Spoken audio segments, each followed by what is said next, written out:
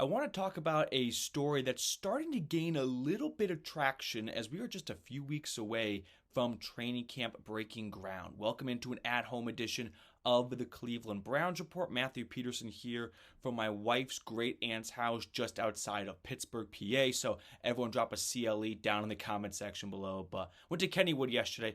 Honestly, pretty good time. But let's talk about the Browns and the Texans have done. And that is pissed off everyone else in the NFL. If you haven't noticed, which I don't blame you because I hardly take notice of this myself, only 2 players selected in round 2 of April's draft have signed their contracts. And that is the 33rd overall pick in the draft, Carson Schwesinger, linebacker from UCLA to the Cleveland Browns, and Jaden Higgins, the wide receiver out of Iowa State, to the Houston Texans. Why only 2 so far? That is because the Texans started this domino effect of they gave Higgins a fully guaranteed contract. And the Browns followed suit, giving Schwesinger a fully guaranteed contract, something that has never been done before for second round draft picks. So why did the Browns and Texans do this? No one's got a great, clear, definitive answer. Just a couple of theories. You go ask Mike Florio and he just screams collusion, right? He's like Nick Kroll's character in the league. Collusion. He's trying to bring everything back to whether owners are or are not colluding. And in this case here, it would likely signal that there is no collusion amongst owners because all 32 owners are not happy with, well, not all 32, but a lot of the owners are not happy with the Texans and Browns giving their second round draft picks fully guaranteed deals because the other 30 players selected in round 2, they have now informed their agent, I want what he got, right? This is literally a scene out of the Meg Ryan movie, I'll have what she's having.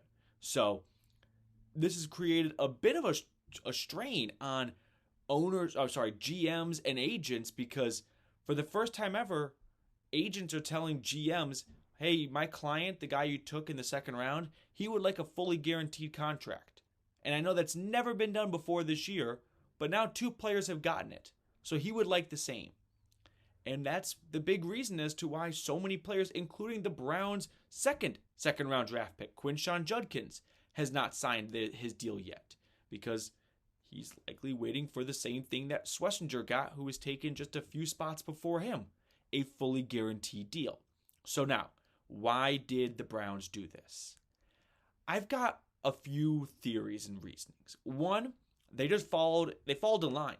The Texans started it with Jaden Higgins at pick 34, and so it's hard for the Browns to tell Schwesinger at pick 33, one spot before him, hey, I know that he went after you and he got a fully guaranteed contract, but we're not going to give that to you. So maybe the Texans put the Browns in a tough situation where the Browns are now obligated to do what the Texans did because that player was taken one spot before. Maybe the Browns actually saw what the Texans did and thought, you know what? That's not the worst idea in the world. Because what are the cons to giving a second round draft pick a fully guaranteed contract? Well, if they stink, we can't just cut them and kind of cut our losses financially. But financially, you're not really invested a whole lot for a second round pick anyway. It's not like there's a huge cap hit awaiting you if you release him. No, a lot of their money is given in a signing bonus as a rookie anyway. So financially, sure, ownership may not like the idea of giving someone a fully guaranteed contract and then releasing him after 2 or 3 years and just eating that money as a loss. But it's not a lot of money. But some ownership groups are cheaper than others. And we've learned that the Haslam ownership group is not cheap when it comes to certain things. And they don't mind spending on players if it believes it'll bring more wins to them. Doesn't mean that they've spent on the right players, but at least they're willing to spend. So I'll defend the Haslams for that. So that's one reason as to why the Browns did this, right? They just kind of had to because the Texans did it. I've got another reason too. What if the Browns did this because they just love screwing the Cincinnati Bengals over? Right now, the Bengals' first-round draft pick, Shemar Stewart, the defensive end from Texas A&M, is still unsigned, not participating at anything throughout the spring. It's going to be very difficult for the Bengals to break what they have done for almost their entire existence, which is refuse guaranteed money in a contract beyond the first year, to their first-round draft pick, when the Cleveland Browns, their division rival, just fully guaranteed the 33rd overall pick in the draft's 4-year contract. I wonder if there's a tiny part of Andrew Berry that goes, you know what would completely throw a wrench in the Bengals' negotiations with Stewart? If we fully guarantee our second-round draft pick's contract. And it's going to make it hell on earth for the Bengals to negotiate with Stewart and his rep and say, we're not giving you even a second year guaranteed.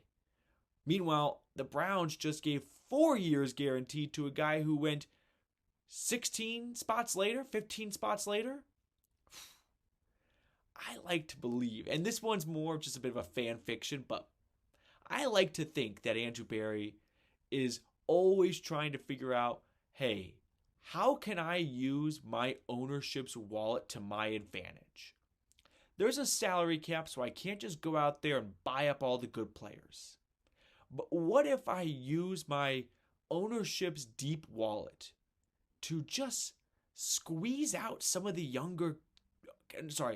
smaller fish out there and put rival teams like the Bengals in tough situations, knowing they can't spend like I can. And even if I can't spend more in a single year because of the cap, I can spend more in other ways, like guaranteed contracts. And that's going to make it very difficult for the Bengals to operate when it comes to negotiations with free agents and draft picks, because they're all going to say, well, why can't we have what that player got in Cleveland? Well, we don't have Pilot behind us with all that cash. We're the Bengals. We sell TVs before the year starts just to make payroll. Again, likely, maybe, maybe not. Do I want to believe it? Absolutely. That's a much more fun world to live in. So this is just a fun storyline to kind of keep an eye on as we inch our way closer to training camp, which is like 3.5 weeks away. It's going to be here before you know it. All right, that will do it for us on today's episode. Thank you guys so much for tuning in. If you have not yet, make sure to like the video on your way out, and I'll see everyone next time.